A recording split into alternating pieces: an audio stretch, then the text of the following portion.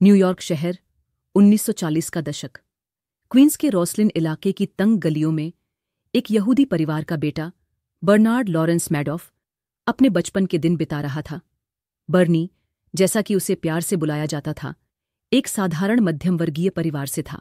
उसके पिता Ralph Madoff एक प्लम्बर थे जो दिन रात मेहनत करके अपने परिवार का पेट पालते थे। माँ सिल्विया एक गृहिणी थीं, लेकिन उन्होंने कभी कभी स्टॉक ट्रेडिंग में हाथ आजमाया, जो उस समय असामान्य था। शायद यहीं से बर्नी के दिमाग में वित्त की दुनिया का बीज पड़ा। बर्नी बचपन से ही अलग था।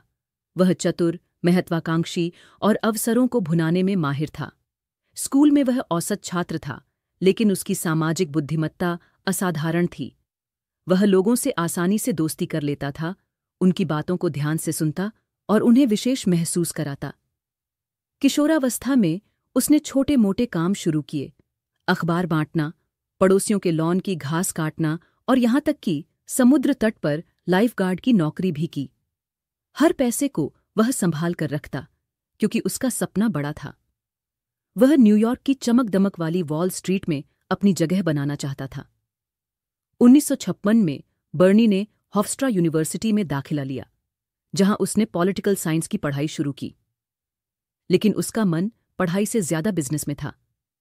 1929 में उसने रूथ ऑल्पर्न से शादी की, जो उसकी हाई स्कूल की प्रेमिका थी। रूथ का परिवार संपन्न था और उसके पिता सॉल ऑल्पर्न एक अकाउंटेंट थे, जिनके पास कई अमीर क्लाइंट्स थे। सॉल ने बर्नी को अपने बिजनेस में शामिल किया और यहीं से बर्नी को वित्त की दुनिया का पहला स्वाद मिला। 1960 में 22 साल की उम्र में बर्नी ने अपनी जमा पूंजी और ससुर से उधार लिए गए $5,000 से Bernard L Madoff investment securities की स्थापना की। यह एक छोटी सी फर्म थी जो न्यूयॉर्क के मैनहट्टन में एक साधारण ऑफिस से शुरू हुई। उस समय वॉल स्ट्रीट पर स्टॉक ट्रेडिंग का कारोबार तेजी से बढ़ रहा था और बर्नी ने इस अवसर को दोनों हाथों से थामा। उसकी फर्म एक ब्रोकर डीलर के रूप में काम करती थी, जो स्टॉक खरीदने और बेचने का काम करती थी। बर्नी की मेहनत और चालाकी ने जल्द ही उसे छोटे मोटे निवेशकों के बीच लोकप्रिय बना दिया। 1970 और 1980 के दशक में बर्नी ने अपनी फर्म को नई ऊंचाइयों पर पहुंचाया। उसने इलेक्ट्रॉनिक ट्रेडिंग को अपनाया, जो उस समय एक क्रांतिकारी कदम था। उसकी फर्म ने नैस्डैक स्टॉक एक्सचेंज की स्थापना में महत्वपूर्ण भूमिका निभाई और 1990 में बर्नी को नैस्डैक का चेयरमैन चुना गया। यह उसके लिए एक बड़ा सम्मान था। वॉल स्ट्रीट पर उसका नाम अब एक विश्वसनीय और दूरदर्शी व्यक्ति के रूप में गूंज रहा था। बर्नी की निजी जिंदगी भी चमक रही थी। वह और रूथ मैनहट्टन के एक आलीशान अपार्टमेंट में रहते थे और उनके 2 बेटे मार्क और एंड्रयू बड़े हो रहे थे। परिवार के पास मॉन्टॉक में एक समुद्र तट पर विला था और फ्लोरिडा के पाम बीच में एक शानदार घर।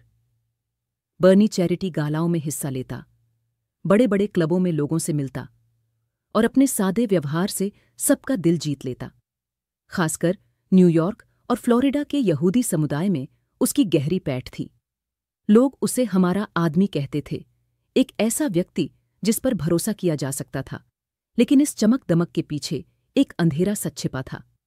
बर्नी ने अपनी फर्म के एक हिस्से को निवेश प्रबंधन के लिए अलग किया था और यहीं से उसकी पॉन्जी स्कीम की शुरुआत हुई। उसने एक जटिल रणनीति बनाई, जिसे उसने स्प्लिट स्ट्राइक कन्वर्जन का नाम दिया। ये रणनीति स्टॉक और ऑप्शंस के मिश्रण पर आधारित थी और बर्नी का दावा था कि यह हर साल 10-12% का स्थिर रिटर्न दे सकती है, चाहे बाजार की स्थिति कैसी भी हो। यह वादा सुनने में जादुई था और उस समय के निवेशक, जो शेयर बाजार की अस्थिरता से डरते थे, इसे एक सुनहरा अवसर मानते थे। सच्चाई यह थी कि बर्नी कोई निवेश नहीं कर रहा था। उसकी तथाकथित स्प्लिट स्ट्राइक कन्वर्जन रणनीति पूरी तरह से एक झूठ थी। उसने एक पॉन्जी स्कीम बनाई थी, जिसमें नए निवेशकों के पैसे से पुराने निवेशकों को रिटर्न दिया जाता था। यह एक खतरनाक चक्र था, जो तब तक चल सकता था जब तक नए निवेशक आते रहें। बर्नी की स्कीम की सफलता का राज था उसका भरोसा और गोपनीयता। वह अपने क्लाइंट्स को हर महीने स्टेटमेंट भेजता, जिनमें दिखाया जाता था कि उनके पैसे कितने बढ़ रहे हैं। ये स्टेटमेंट जाली थे, लेकिन इतने सटीक और पेशेवर तरीके से बनाए गए थे कि कोई शक नहीं करता था। बर्नी ने अपने ऑफिस की 17वीं मंजिल को इस स्कीम के लिए अलग कर रखा था। यह मंजिल एक रहस्यमयी जगह थी, जहां केवल कुछ चुनिंदा कर्मचारी काम करते थे।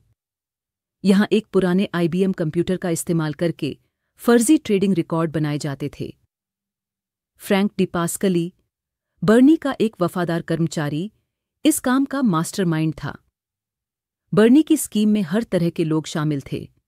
न्यूयॉर्क के बड़े बड़े बिजनेसमैन, हॉलीवुड सितारे जैसे स्टीवन स्पीलबर्ग और Kevin Bacon, retirement funds, charity संस्थाएं और यहां तक कि छोटे मोटे निवेशक, जिन्होंने अपनी जिंदगी की बचत बर्नी को सौंप दी। यहूदी समुदाय में उसकी खास पहचान थी। फ्लोरिडा के पाम बीच कंट्री क्लब में अमीर यहूदी निवेशक एक दूसरे को बर्नी के पास भेजते थे। यह एक सामाजिक दबाव बन गया था। अगर आप बर्नी के साथ निवेश नहीं कर रहे थे तो आप बाहर थे। बर्नी ने इस भरोसे का खूब फायदा उठाया। उसने अपने क्लाइंट्स को यह विश्वास दिलाया कि उसका फंड एक्सक्लूसिव है और हर कोई इसमें शामिल नहीं हो सकता। यह एक चाल थी जो लोगों को और आकर्षित करती थी। यूरोप, एशिया और मिडिल ईस्ट के बड़े बड़े फंड्स ने भी बर्नी में अरबों डॉलर डाले।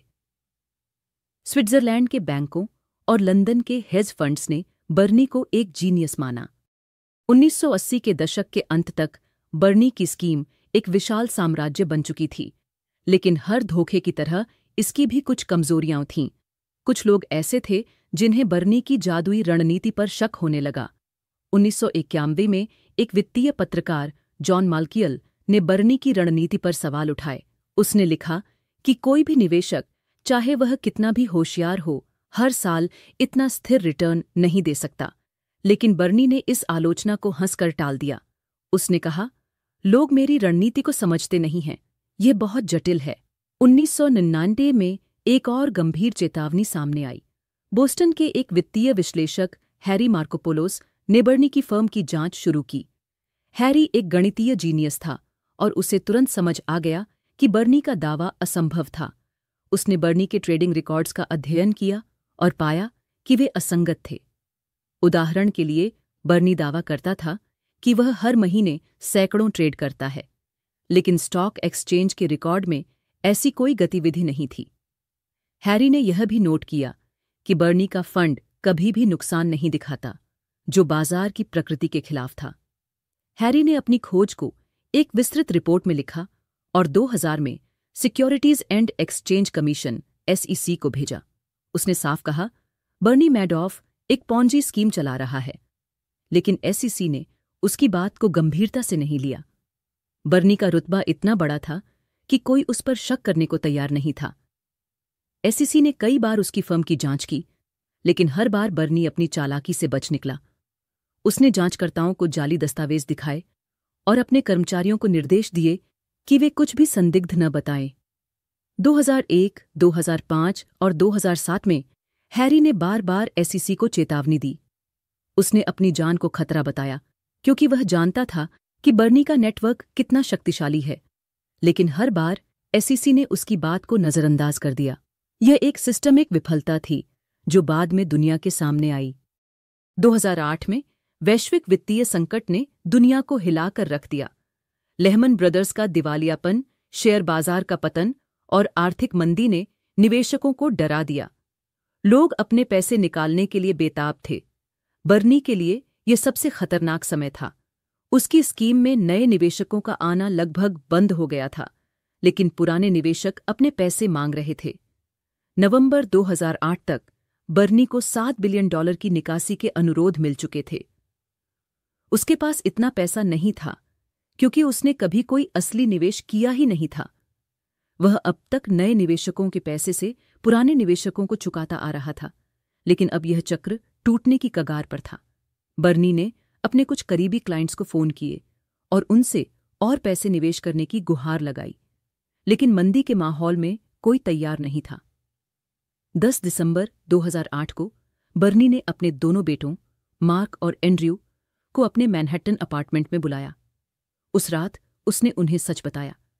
उसकी आवाज में एक अजीब सी थकान थी। यह सब एक बड़ा झूठ है, उसने कहा। मेरी कंपनी एक पॉन्जी स्कीम है। मैंने सबको धोखा दिया है। मैं अब और नहीं चल सकता। उसके बेटे स्तब्ध रह गए। वे अपनी कंपनी के वैध हिस्से जैसे ब्रोकरेज और मार्केट मेकिंग को संभालते थे, लेकिन उन्हें इस स्कीम की सच्चाई नहीं पता थी। मार्क और एंड्रयू ने तुरंत अपने वकील से संपर्क किया। अगले दिन 11 दिसंबर 2008 को एफबीआई ने बर्नी मैडॉफ को उसके अपार्टमेंट से गिरफ्तार कर लिया। जब यह खबर बाहर आई तो पूरी दुनिया में हड़कंप मच गया। New York times, wall street journal और CNN जैसी मीडिया ने इसे प्रमुखता से कवर किया। निवेशकों को यकीन नहीं हो रहा था कि जिस आदमी पर उन्होंने इतना भरोसा किया, उसने उन्हें धोखा दिया। जांच शुरू हुई और सच्चाई धीरे धीरे सामने आई। बर्नी की कंपनी में कोई निवेश नहीं था। उसके स्टेटमेंट्स, ट्रेडिंग रिकॉर्ड्स और रिटर्न्स सब कुछ जाली था। उसकी 17वीं मंजिल एक धोखे का अड्डा थी, जहां फ्रैंक डिपास्कली और अन्य कर्मचारी जाली दस्तावेज बनाते थे। एक पुराने IBM कंप्यूटर पर वे फर्जी ट्रेडिंग हिस्ट्री बनाते थे, जिसमें तारीखें और कीमतें मनगढ़ंत होती थीं। इस घोटाले का आकार चौंका देने वाला था। अनुमान के मुताबिक बर्नी की स्कीम में $64.8 बिलियन का नुकसान हुआ।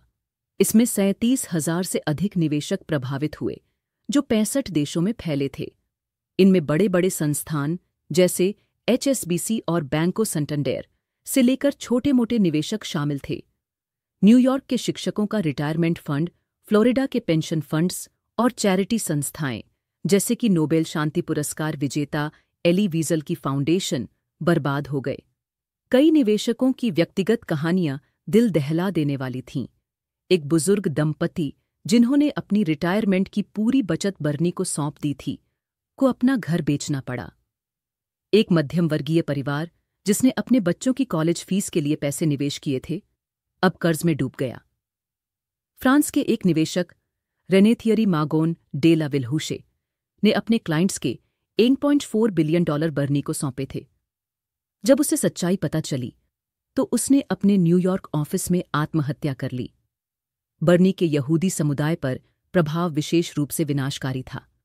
उसने अपने ही समुदाय के लोगों को निशाना बनाया और उनके भरोसे का दुरुपयोग किया। कई यहूदी चैरिटी और सिनागॉग्स जो बर्नी के फंड में निवेश करते थे, बंद हो गए। यह एक सामुदायिक विश्वासघात था जिसने लोगों को गहरे तक आहत किया। 2009 में बर्नी मैडॉफ ने अदालत में अपने 11 अपराध स्वीकार कर लिए, जिनमें सिक्योरिटीज धोखाधड़ी, मनी लॉन्ड्रिंग और झूठे बयान देना शामिल था। उसने कहा, मैं जानता था कि मैं गलत कर रहा हूं, लेकिन मैं रुक नहीं सका। यह एक जाल था जिसमें मैं खुद फंस गया था। 29 जून 2009 को उसे 150 साल की जेल की सजा सुनाई गई। यह सजा प्रतीकात्मक थी, क्योंकि इतने साल जेल में बिताना असंभव था। बर्नी, जो तब 71 साल का था, को उत्तरी कैरोलिना की बटनेर फेडरल जेल में भेज दिया गया। लेकिन सजा सिर्फ बर्नी तक सीमित नहीं थी। उसके परिवार पर भी इसका गहरा असर पड़ा। उसके बेटे मार्क ने 11 दिसंबर 2010 को अपने पिता की गिरफ्तारी की दूसरी बरसी पर अपने मैनहट्टन अपार्टमेंट में फांसी लगाकर आत्महत्या कर ली। वह अपने पिता के अपराधों की शर्मिंदगी और सामाजिक दबाव को सहन नहीं कर सका। उसका दूसरा बेटा एंड्रयू 2014 में लिम्फोमा कैंसर से मर गया। रूथ मैडॉफ, बर्नी की पत्नी, को सामाजिक बहिष्कार का सामना करना पड़ा। उसे अपने आलीशान अपार्टमेंट और संपत्तियां छोड़नी पड़ीं और वह एक साधारण जिंदगी जीने लगी। बर्नी के भाई पीटर मैडॉफ को 2012 में 10 साल की सजा मिली, क्योंकि वह स्कीम में शामिल था।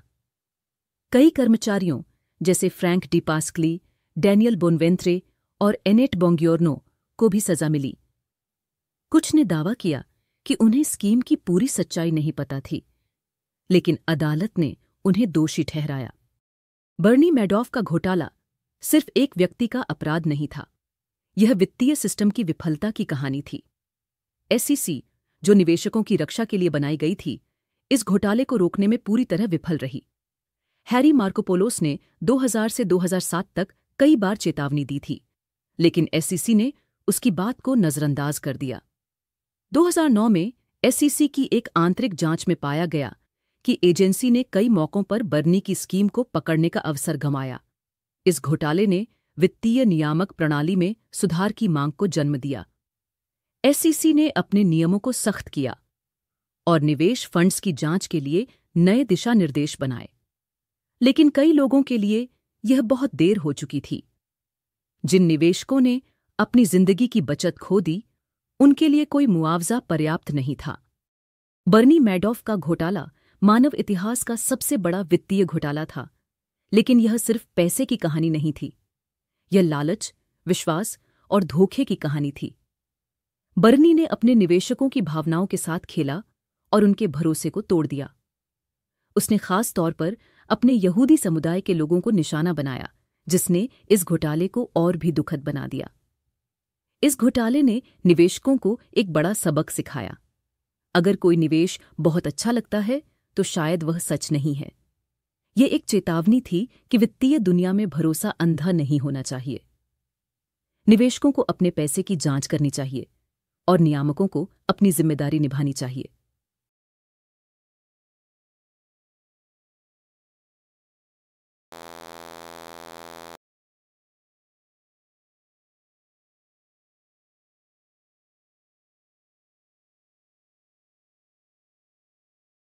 इतिहास पर हमेशा के लिए रह गया। आज भी बर्नी मैडॉफ का नाम धोखे और विश्वासघात का पर्याय है। उसकी कहानी एक चेतावनी है कि चमक दमक के पीछे छिपा अंधेरा आपकी जिंदगी को बर्बाद कर सकता है। बर्नी के घोटाले ने हजारों लोगों की जिंदगियां बदल दीं। कुछ निवेशकों की कहानियां विशेष रूप से मार्मिक थीं। कार्ल और रूथ शापिरो, एक बुजुर्ग यहूदी दंपति, ने अपनी चैरिटी फाउंडेशन के लिए बर्नी में $500 मिलियन निवेश किए थे। जब घोटाला सामने आया तो उनकी फाउंडेशन बंद हो गई और उनके सामाजिक सम्मान को ठेस पहुंची। मॉरीन एबेल, एक रिटायर्ड स्कूल टीचर, ने अपनी पेंशन की बचत बर्नी को सौंप दी थी। घोटाले के बाद उसे फिर से काम शुरू करना पड़ा, क्योंकि उसके पास अब कुछ नहीं बचा था। ऐसे ही सैकड़ों छोटे निवेशकों ने अपनी कहानियां सुनाईं जो बर्नी के धोखे की भेंट चढ़ गए। कुछ निवेशकों ने अदालत में मुआवजे की मांग की। एक ट्रस्टी, इरविंग पिकार्ड, को नियुक्त किया गया, जो बर्नी की संपत्तियों को बेचकर निवेशकों को मुआवजा देने का काम कर रहा था। 2025 तक लगभग $19 बिलियन निवेशकों को वापस किए गए, लेकिन यह कुल नुकसान का केवल एक हिस्सा था। कई निवेशकों को कभी भी उनका पूरा पैसा नहीं मिला। बर्नी मैडॉफ का घोटाला वित्तीय दुनिया के लिए एक सबक बना हुआ है। आज निवेश फंड्स की जांच अधिक सख्त है और नियामक एजेंसियां अधिक सतर्क हैं, लेकिन पॉन्जी स्कीम्स अभी भी मौजूद हैं, क्योंकि लालच और भरोसा हमेशा धोखेबाजों के हथियार रहेंगे। बर्नी की कहानी किताबों, फिल्मों और डॉक्यूमेंट्रीज में अमर हो गई है। 2016 की फिल्म विज़र्ड ऑफ लाइज और 2009 की किताब द मैडॉफ क्रॉनिकल्स ने इस घोटाले को दुनिया के सामने लाया। लेकिन इन सब से बढ़कर यह उन लोगों की कहानी है जिन्होंने बर्नी के धोखे में सब कुछ खो दिया।